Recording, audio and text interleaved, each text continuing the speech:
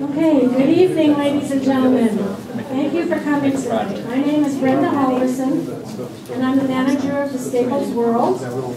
On behalf of the Staples-Motley Area Community Foundation, I want to thank you for coming tonight and for caring enough about your community to want to be educated on the issues.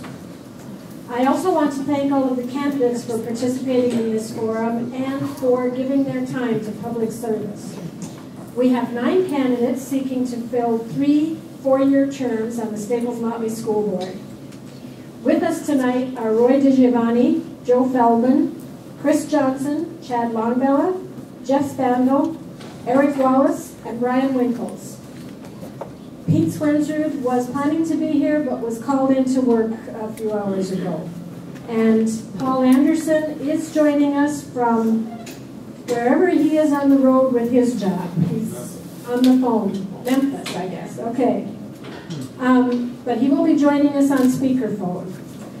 And speaking of phones, I'd like to ask you now, in respect to the candidates and to everyone else in the audience, if you would please turn off your phones or put them on mute, and any other electronic devices you might have that might make noise. Thanks. Now, the candidates have all been briefed on this process, but I'm going to review it for you for the benefit of the audience so that you know what's going to happen, because it is different from previous forums that we've had. Questions from the audience can be submitted and in writing, and there should be paper and pencils for you on the tables, and given to either Mary Kobliska on that side of the room, or Ryan Luft on that side of the room, or Jack Nelson in the middle here. And they will gather them together and group them and give them to me.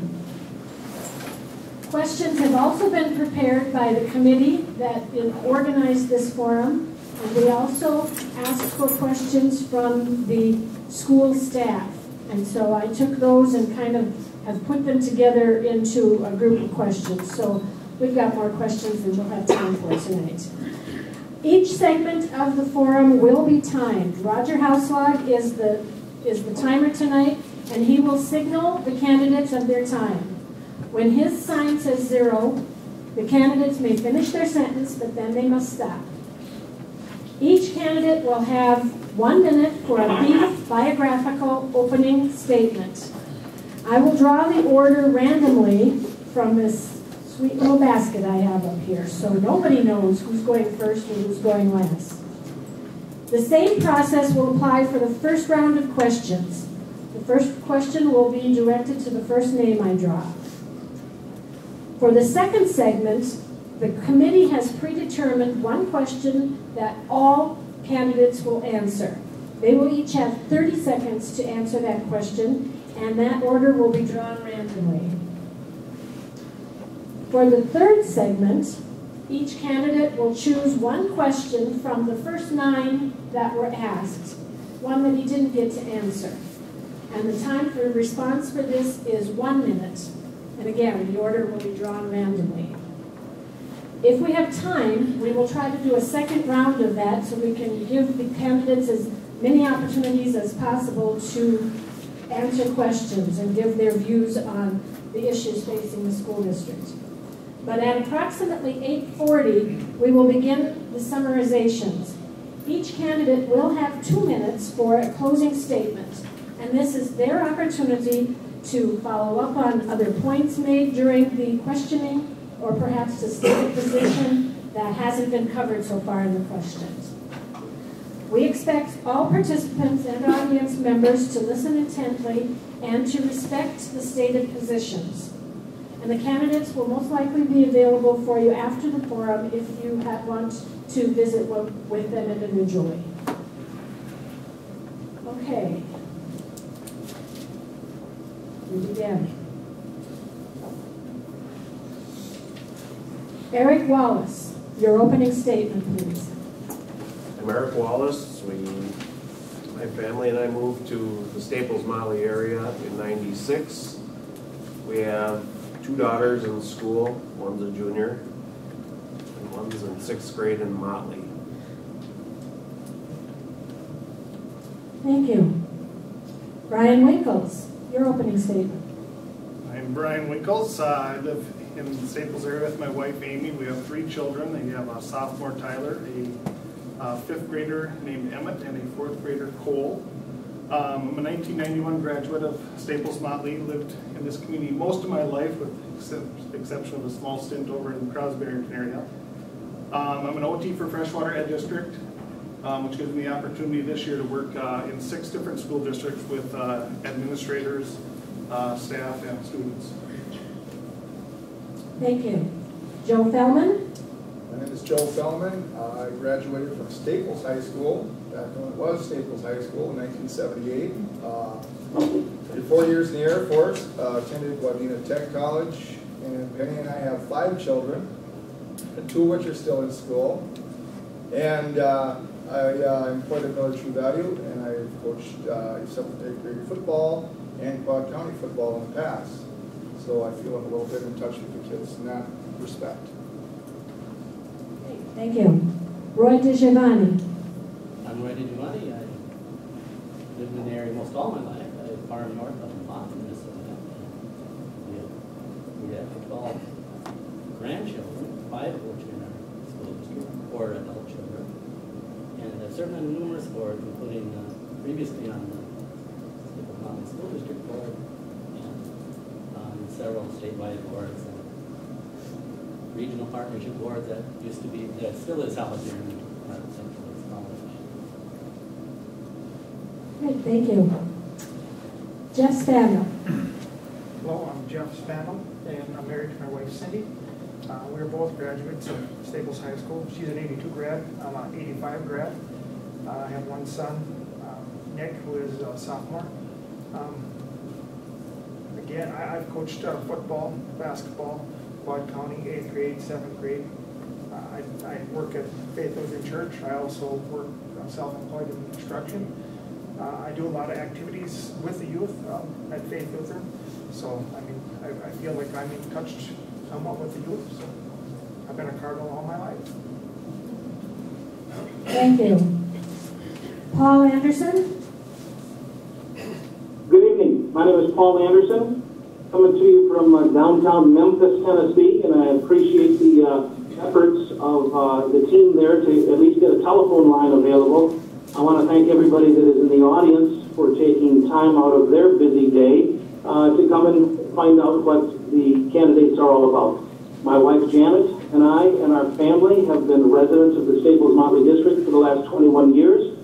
I'm pleased to say that I have 4 success stories that owe their success in part to the programs and the education that they received in the District 2170. We're very glad to be there, and my passion is continuing on with kids out of school. I have lots of friends still running the halls and want to be continued involved in their lives. Thank you. Chad Longbella. My name's Chad Longbella. Wife is Jody. I have 3 wonderful kids. Kirsten, Ashley, and Grant. Grant, which would be a freshman at Concordia. What do I want to say? Member of the Staples United Methodist Church. At-large member of Lions Club. And presently served, finishing up my 21st year on school board. Started off with Staples and went through the pairing, and now we're 1. All right, thank you, Chad. And Chris Johnson. I'm Chris Johnson. My wife is Rachel. We have 2 kids, Andrew and Alexis. Alexis is 8th grade and Andrew is a sophomore. I just got back from a tour over in Kuwait. I just joined the military 4 years ago now. Currently I'm working down at Camp Ripley in the electronics department down there. Got back and I want to get involved with the kids in the education, hopefully to make it better here. Great, thank you.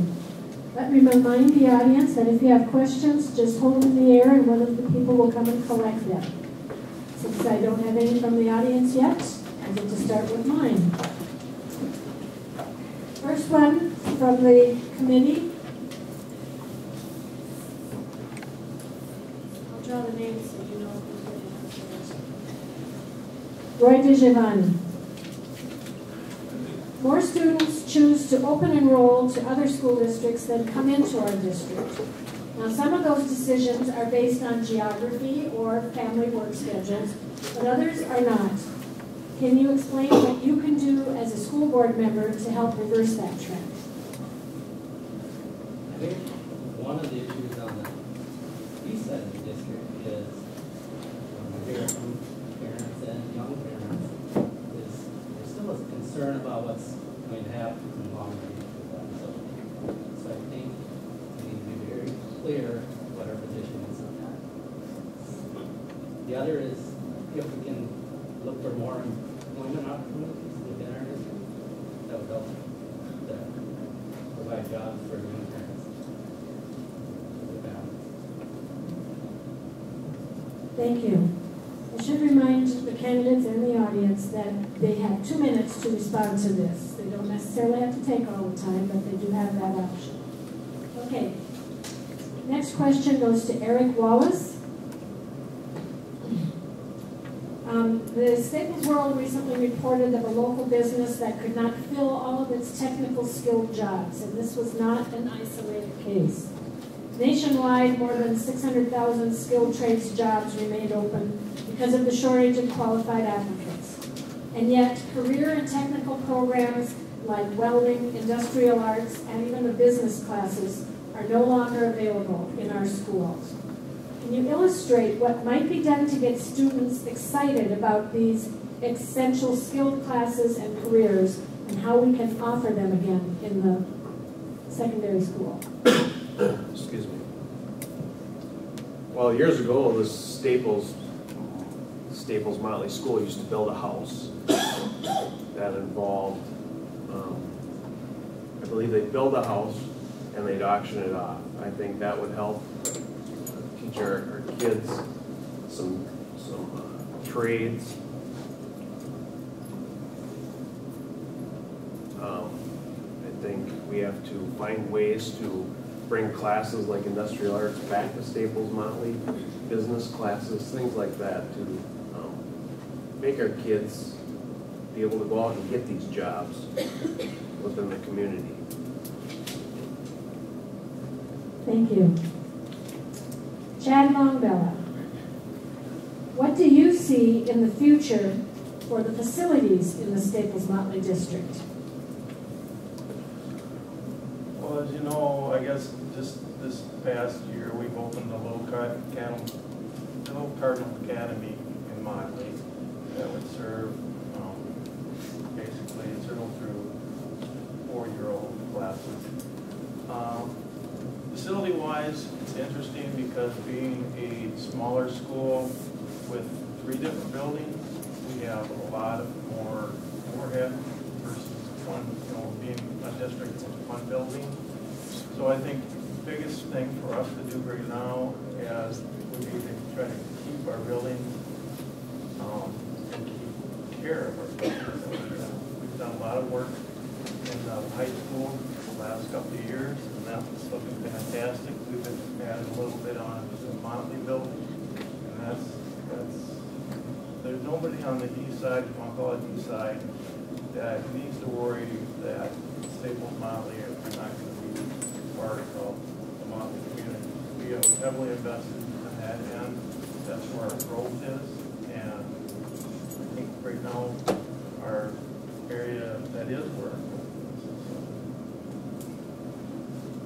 I just think we really need to maintain what we have as far as buildings and keeping our buildings up.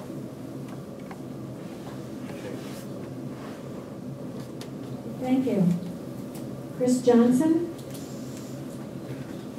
The boys tennis program has just been dissolved, and the student newspaper has been gone for a number of years already. Are extracurricular programs such as speech and sports, visual and performing arts, are they important? And if so, can you discuss how the trend reducing these opportunities might be reversed? I believe that they are very valuable to the students. It gets the kids, gives them something to do after school. One of the things that to help maybe provide for these kids is find different ways or different funding, whether it's through booster programs, to get more kids that maybe can't afford to go to these sports or different activities, because it is getting expensive wherever you look. I mean, from your athletic fees to just the simple of going to an away game. You know, the kids' parents are having to fork out money for a bus stop here, or a bus stop there. We can find different ways to help fund it, whether it is through booster programs, such as football boosters, basketball boosters. Even if we created a booster club for music or something like that. Thank you.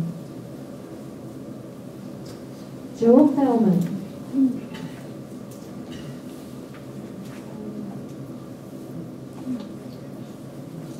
With the opening of the Motley Family Center, an all-day, everyday child care program and preschool combination became a reality. Would the Staples community benefit from a similar program, or are the current programs and businesses now in place filling that role? Well, I'm not really sure. I guess I haven't looked at any numbers or any projections for what Motley might do. However, I guess it's a good litmus test and see how it does. And if it does pan out, I would say possibly we can do something like in Staples. Okay. Paul Anderson.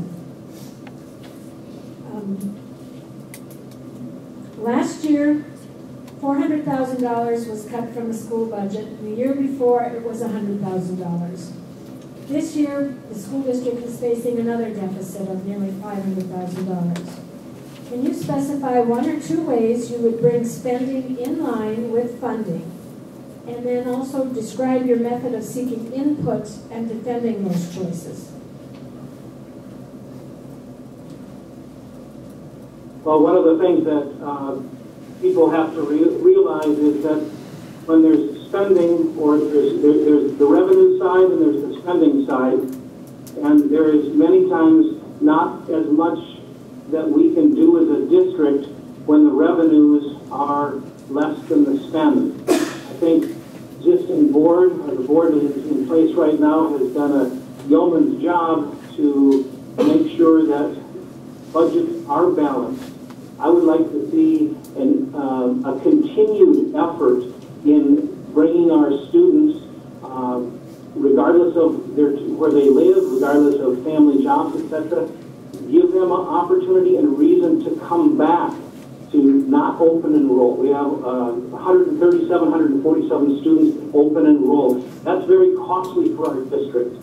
And when we look at those cuts, we have to keep that in mind. We have to keep in mind that we looked at cuts this year because we graduated the class of 2012 with a number of about 135, and our kindergarten class coming in was less than 100.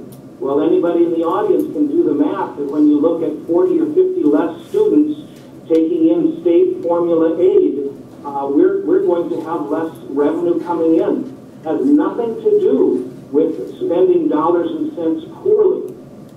We have cut, we have sliced, we have diced, we have bled, we have large class sizes that are feeling the crunch of the cuts that we have made. And I believe our spending that we are doing is in line. You will not see us operating in the red. We operate in the black. And our taxpayers and our voters need to understand that. Thank you. Brian Winkles. This is kind of a follow-up because it has to do with finance, but what will you do to help educate the public for the upcoming referendum? It's an interesting question. You know, school finance, as I'm finding out and diving more into it, is very complicated. I think Paul did a good job in summarizing the revenues and the spending. However, when I look at the referendum coming up and stuff and looking over the budget, it appears to me that if we continue on, if we would renew our referendum, just continuing and not asking for any more further dollars, that it would supplement the needs that we have right now in the district. Okay, thank you. And Jeff Spandau? Describe the strategies that you would employ to improve meaningful communication within the school district and also foster partnerships with school families and bring the parent voice to the decision-making table. Well, somehow or another, that communication does have to improve. You know, you read in the paper, for an example, just recently when the tennis was cut, and it was brought up, does that have to be cut now? You know, and why was it cut? But it's just that somehow that bridge has got to be gapped so that people understand what is going on with the school, why these decisions are being made, you know, why the cutbacks and why these classes are not offered, why industrial arts is not offered. Somehow or another, I have to figure that out or help figure that out. Thank you. That is the end of our first segment of questioning. Our next one is a common question. Each school board candidate will get a chance to respond to this. They will have 30 seconds to do that. And this is the common question. And I will again draw the names out of the hat, out of the basket to see who gets to go first. The common question is, describe your view of the perception of public education in our community, or perhaps another way of saying it, describe what you think is the public's perception of our school district.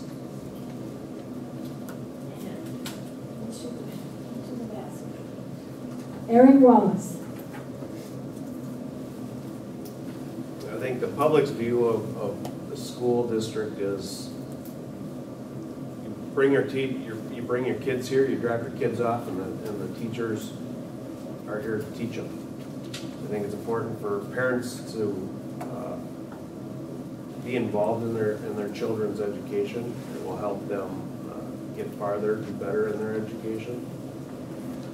And I think that the community perception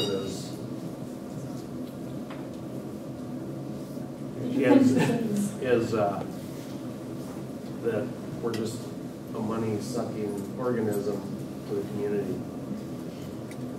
Okay. Roy DeGiovanni, your response? I think most parents have been satisfied with school and have a good perception of the school for most parents. Most parents that I speak with them, personal perception is that this school did a very good job of serving our children's needs. We have one child that did post-secondary. The other three, I think that looking back, that one would not have been post-secondary. So I've been pleased with what our children do. Okay. Jeff Spandau. Well, I think that the public's perception is there's a lot of hidden things that go on. I think a lot of, as far as even the charter school goes, there's a lot of people that don't know exactly what that charter school is about. You know, what it will do, what it won't do. I think that they also,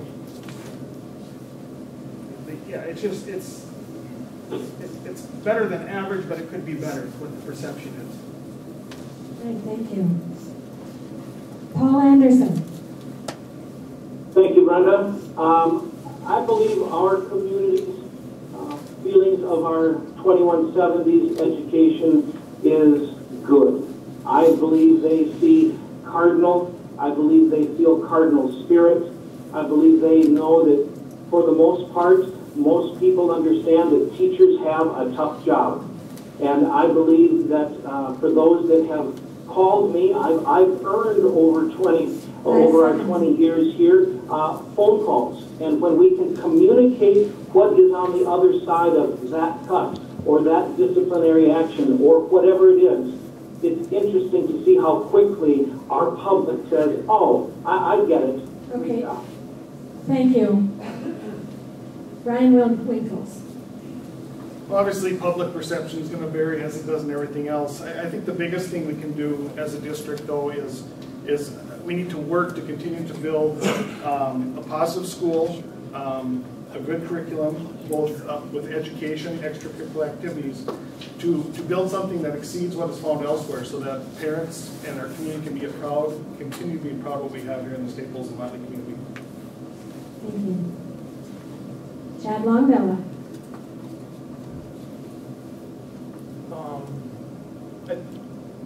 I think there's a vast difference of who you talk to as far as with the school thing.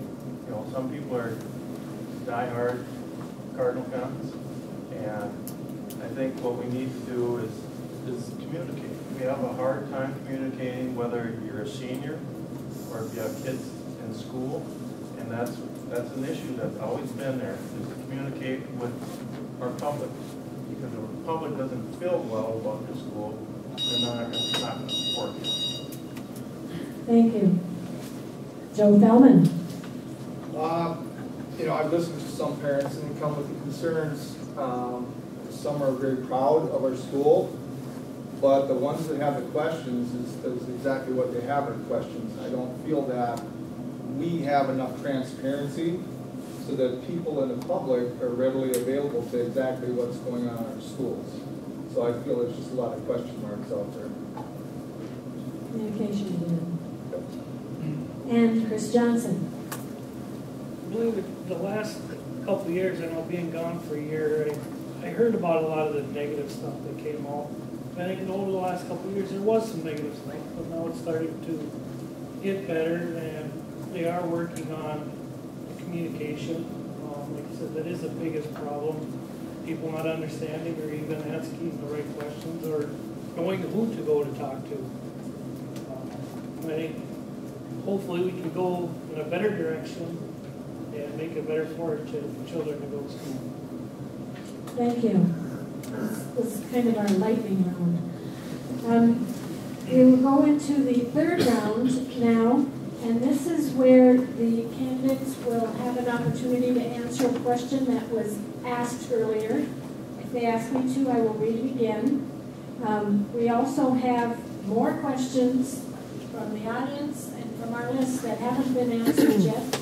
I'm hoping that we can, if you choose, we can get you some of those as well. So now is your chance, candidates, to pick a question, and you will have 1 minute to respond. And we will start with Brian Winkles.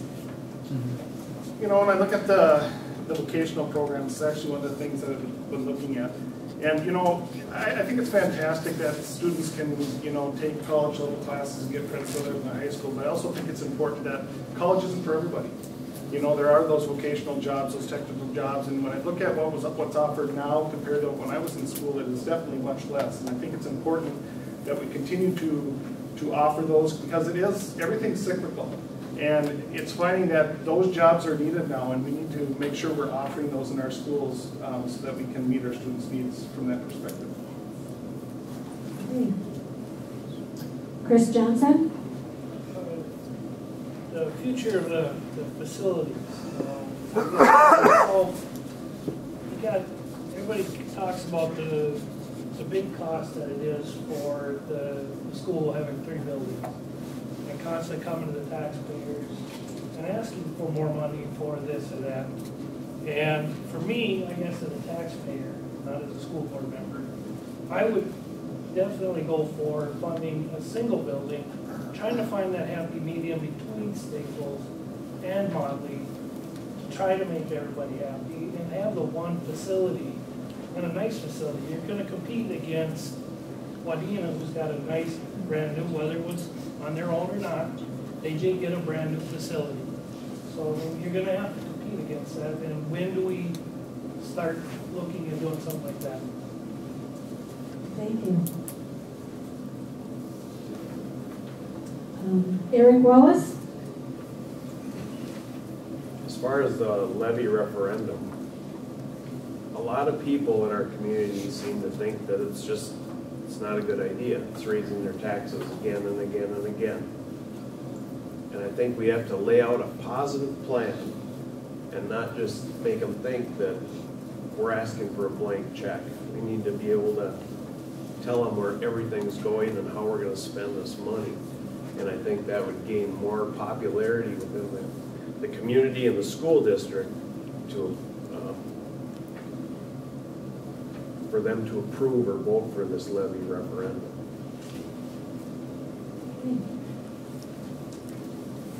Joe Feldman? Okay, well, first of all, Brian stole my question. So, but I'll just reiterate, a lot of what he says is true. And, you know, a mile away, we have one of the finer institutions here that would offer classes to our students. And we used to do it years ago. We used to go half a day to trade school. And I think it served a lot of people in this town in 2170 real well. So I guess that would be a #1 priority with this guy, is to get that back in our school, or at least bus our kids out there. Okay. Jeff Spandau? I'd like to address the extracurricular question. And I touched on earlier too about tennis, and I mean, I don't want to see any program cut.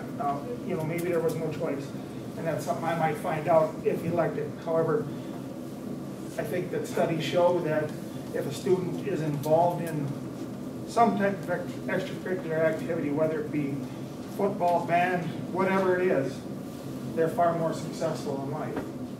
Now, do I think that football or baseball, that's more important than the classes? No, I don't. But I think that that is a tool to use to get the kids in our class and to keep them on the right side of the grade so they can participate. So that's very important to me. Chad Longfellow? Well, the tech ed we've talked about twice so far, but that is a thing that, or educational program that in our school right now that we are very weak in, and that needs to be addressed. That's what kind of spurred on the thought process of the charter school. And charter schools can be good and it can be bad for a community, all depending on how you welcome them and how you can work with them. I'm out of time.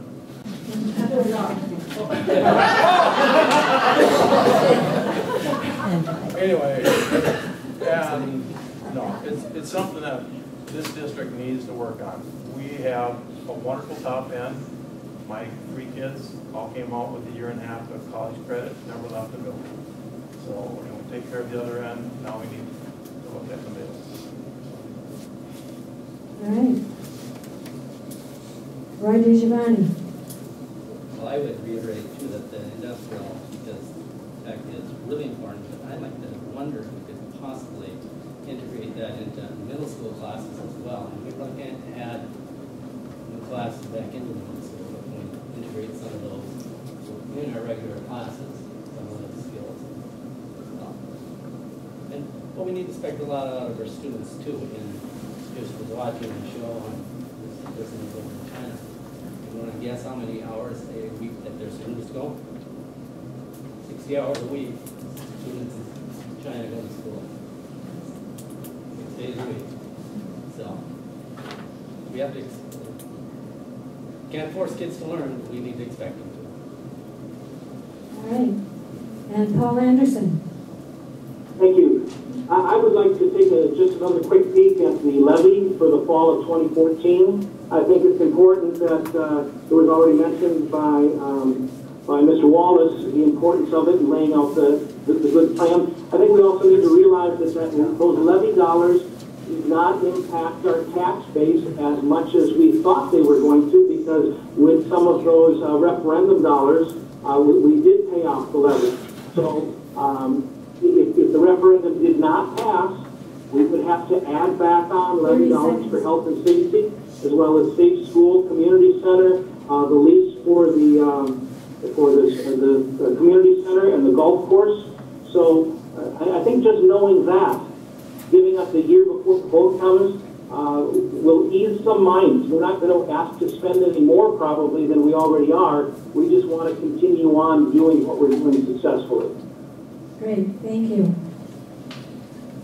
We do have time to do another round of those questions where the candidate can choose.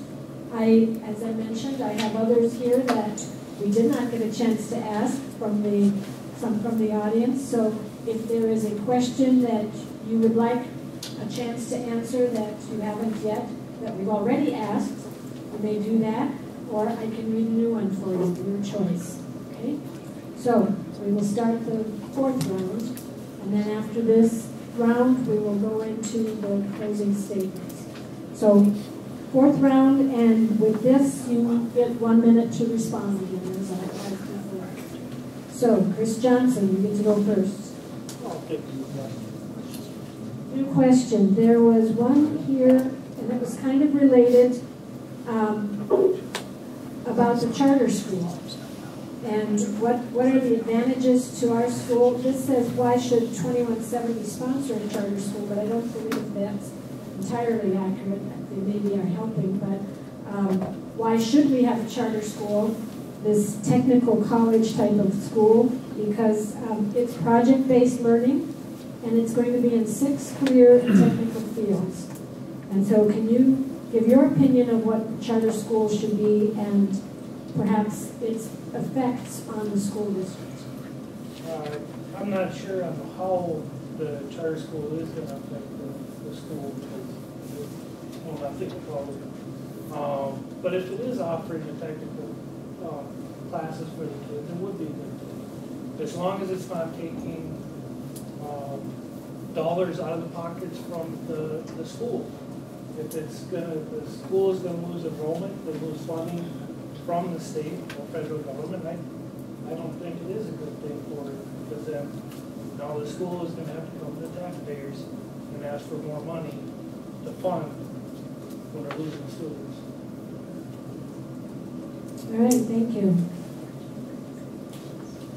Jeff Spandel? I guess I'd like to address that same question. And I think if it could, I think offering the 6 career classes, I think is a good thing, but offering it through the charter school, to me, is not a good thing. When, let's say you had 100 students open enrolled, basically, because it's another district, my understanding, it would be another district, so 100 students open enroll out of our district at a cost of, is around $8,000 per student. It's $800,000 a year that we would lose. I would like to see that brought back into our district, and then classes taught within our district. Okay. Chad Longdella. A previous question or a new one? No, I'll take what's mine for number 2.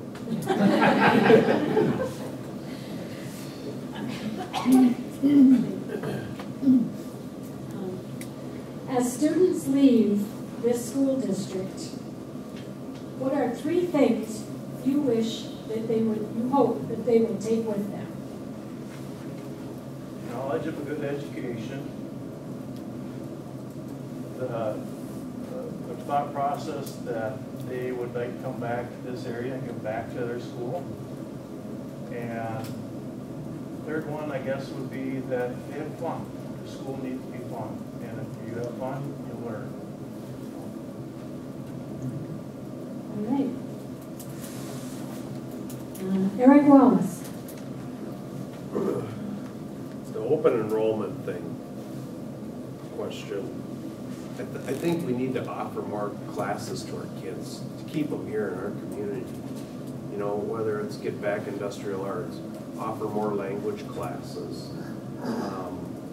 maybe more college preparatory classes. I don't know if there's other extracurricular activities we could offer that kids would want to be involved in, but I think we got to figure out from the community and why these kids are leaving our district going somewhere else so that we can make the effort to keep them here. All right. Joe Feldman? Door 3. Okay. And there was one from the audience like this. Your long-range vision for our school district. Maybe what you think our #1 priorities should be to get to that long-range vision. Okay. I guess what I'd like to see for our school district in the long run would be fewer kids that actually don't have a place when they leave high school. We have a lot of kids, I think, that just kind of drift. I mean, I think we kind of teach the college format for our kids at this point. And if you're not there, maybe you'll go to VOTEC school. I think if our VOTEC school was back in our school again, like it used to be, we'd cover the middle, so to speak. I guess I'd just like to see our school kind of back to the way it was back in the day. And I thought it was more compact. I think since Motley has come, it's kind of spread out. I think we've kind of got a lot of fingers everywhere, and I'd like to see us drawn back in a little closer and a little more compact, if you would. Okay. Paul Anderson.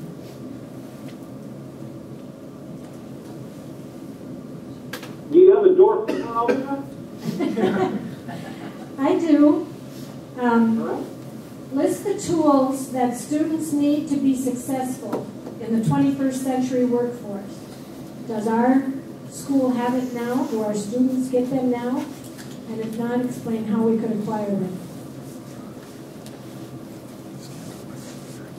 I believe that the team that we have in the elementary, the middle school, and the high school are striving like never before to make sure that our students have the tools to succeed, starting with the graduating class of 2012 and 2013 and 2014. I've seen a concerted effort to see a baton, if you will, a baton of readiness go from the elementary to the middle school and have those students ready to do the middle school, and the same baton pass from the middle school to the high school and have those students ready.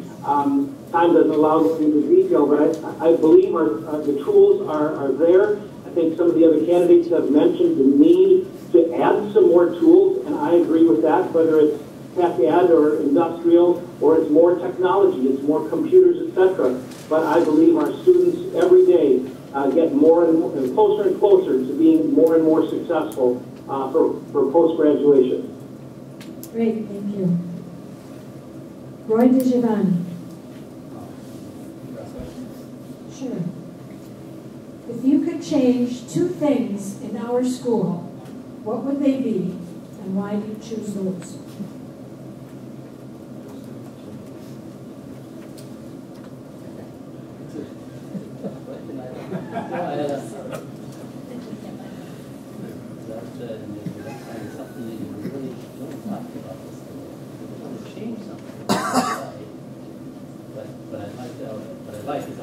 All the students to have a good experience in school. I'm not saying they don't, but that's what I want all students to do. And when they come out of here, I want them to know that school is a very caring atmosphere for them to learn.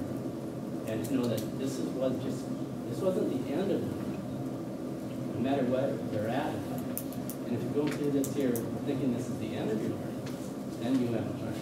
Because this is still just the beginning of learning. All right. And Brian Winkles. I'll go off to the 2 things, and I probably won't have time for 2 things that I'll change. But you know, it's interesting with the job opportunity I have, walking around the hallways in Staples and Motley schools and the other schools. I think the biggest thing that I see right now, and probably has some things to do with the difficult changes that went through the school lately, is the school culture. I think the culture in our buildings has suffered maybe over the last couple of years because of some of the hard decisions that the board has had to make. But I really feel that we need to work as administrators, as a school board, as a teaching staff to really come back together as a school district and change that culture. Attitude reflects leadership, and without strong leadership, our students are going to feed on that too, and they're going to, and how we get our children to trust staff, students, or staff, administration, everything, if we're having maybe some issues with that at the administration and teacher level. So I think the school culture overall needs to be looked at in our district. All right, thank you. That is the end of our fourth round of questioning. We will now go into the closing statements. The candidates each have 2 minutes for this part. And candidates, for you, this is your opportunity to either follow up on points that were made during the questioning, either by yourself or by others, or maybe to state a position or a topic that hasn't been brought up. And yes, we have more questions here. There are a lot more interest in the community for what you have to think. So this is your time to give us a closing statement.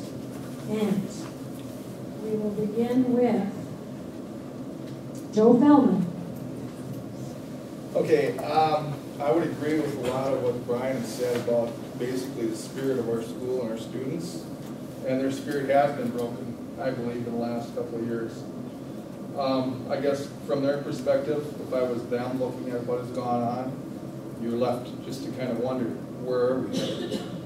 So I guess I would try to implement some leadership. I think the kids need to be brought into the process of what is going to happen and what needs to happen. And at this point, I don't really see them all that involved with their future within the school. So I guess basically that would be kind of a priority number one. Let's get our spirit back in our school. And on some other things, I guess, as far as our middle students, I think are the ones that have kind of missed out a little bit here. I think our students that are able to pull the A's and the B's are going to be just fine, because they're going to do that. I think it's our middle students we really have to concentrate on. And that, I believe, can be solved with our trade schools and perhaps some tutors in our school, which I'd like to see very much, because I think we have some people that are very, very good at what they did.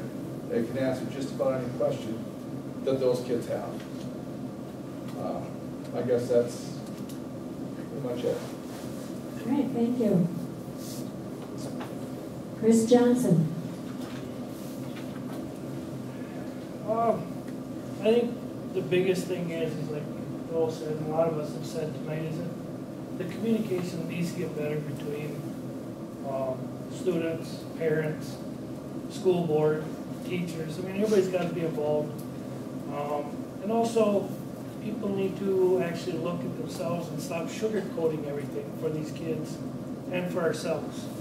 Got to get a little bit more, and you got to at least finally buckle down and start looking at what's good for the kids instead of what's good for us or for myself.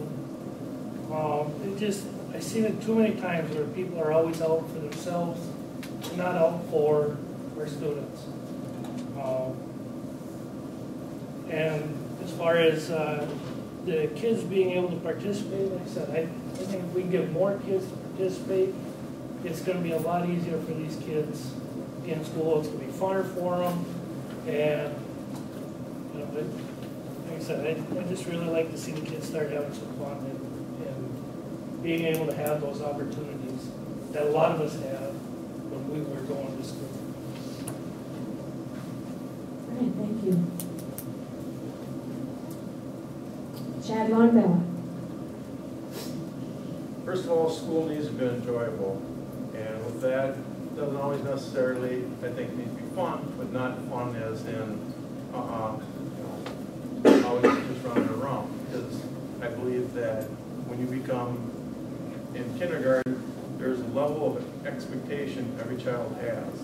And I think we don't always necessarily communicate to the children where that bar is and what level you're expected to be at. And if that's communicated, I think a little bit better. And I'm not blaming teachers or anything like that. It's just kind of a community type thing that we need to, if you expect out of a child something, more than likely that child will do everything in its possible way to achieve it, to please you. But anyway, we need to have, it needs to be enjoyable. We need to keep the kids on task.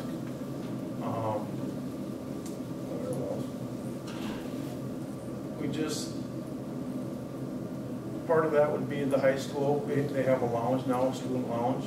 Those have come, gone, because if you don't take care of it, you don't respect it, we take it away. We take away open lunch last year.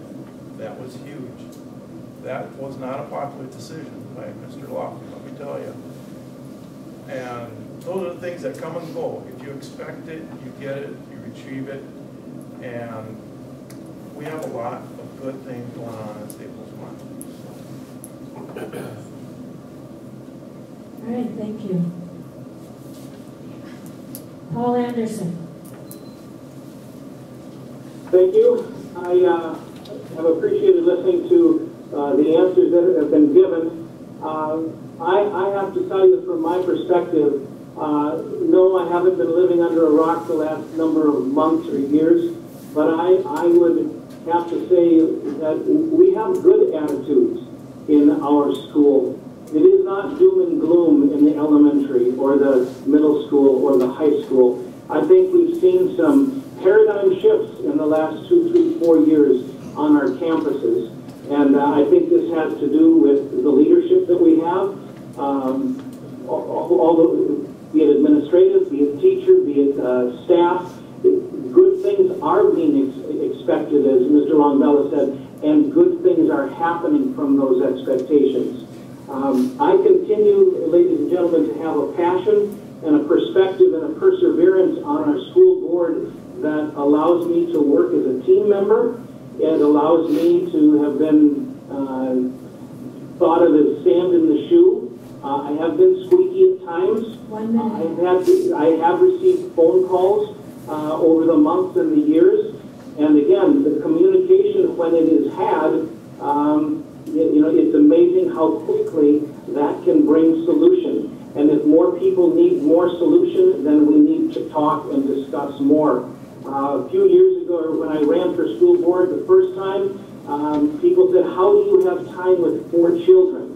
And I said, how can I not take the time to invest in my 4 children on the school board? I will tell you this, that my passion has allowed me to say, I have to make sure that what my 4 students received, your students receive as well.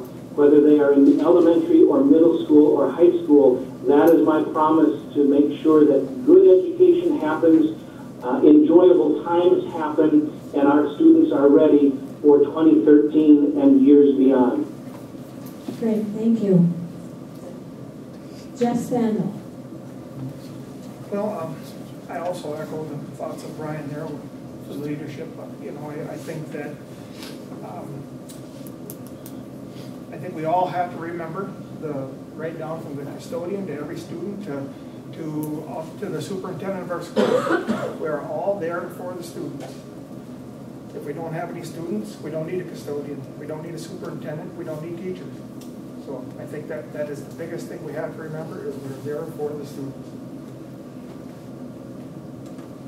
Thank you. Eric Wallace.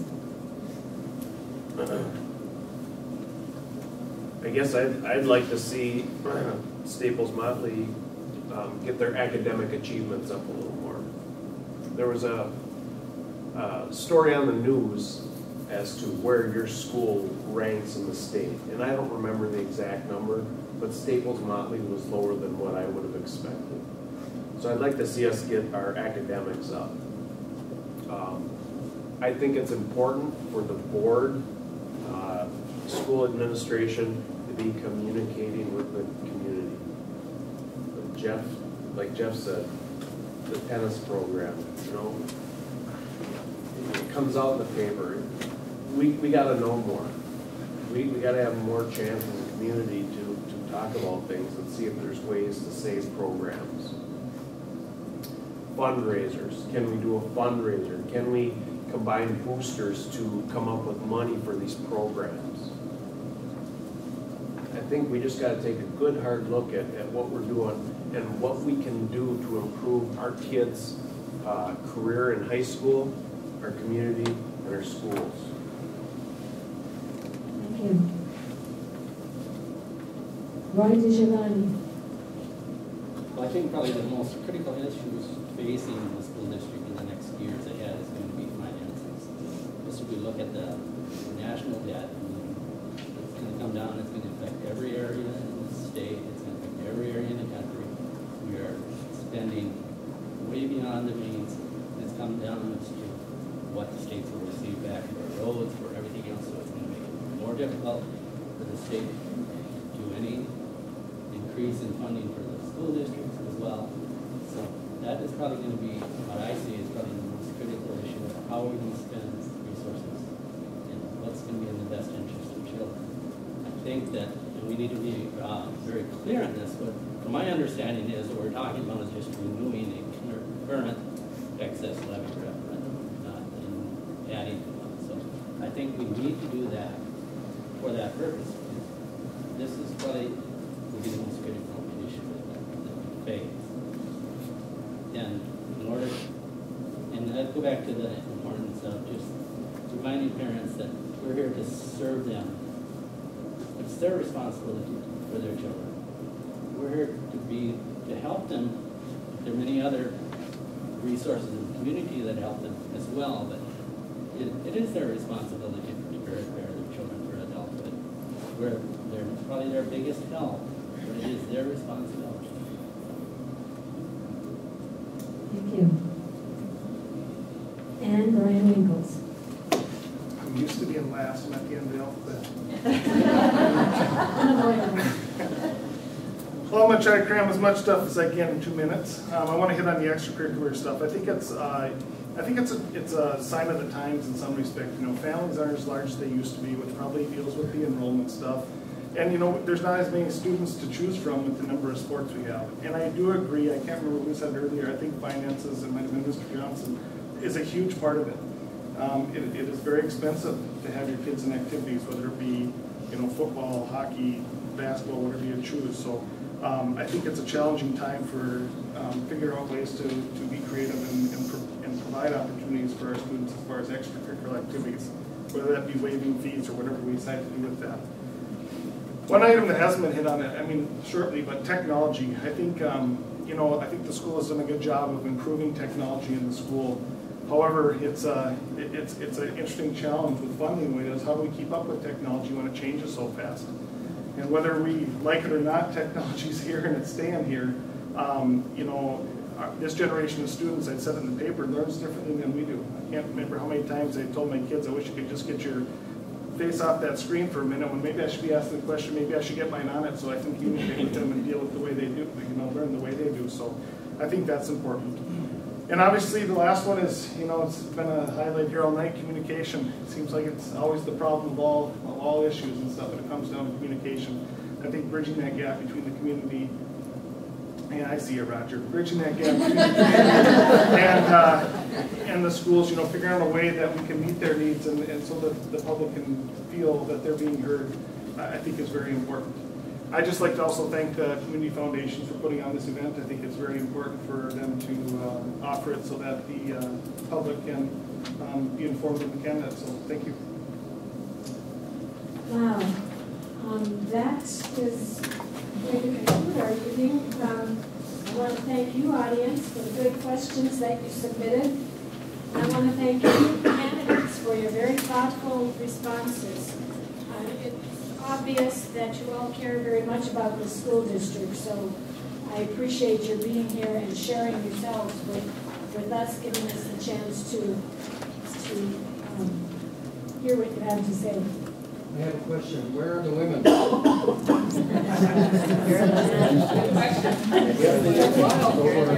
a good question. So that's something to work for. All of you in this group can work for the next election, is to make sure we have some women at the table. I also want to say thank you to Lakewood Health System for offering this space, and the Community Foundation thanks all the candidates. I will let you know that this forum has been recorded this evening, and it will be posted up on YouTube in a couple of days. It's going to be named something like 2012 Staples Motley School Board Candidate Forum or something real catchy like that. But tell your friends and tell people who couldn't be here tonight that they have a chance to check in and see and he'd see and hear the forum tonight if they had to miss it. One last thing, please vote on November 6th. This concludes the forum, and thank you all very much for coming.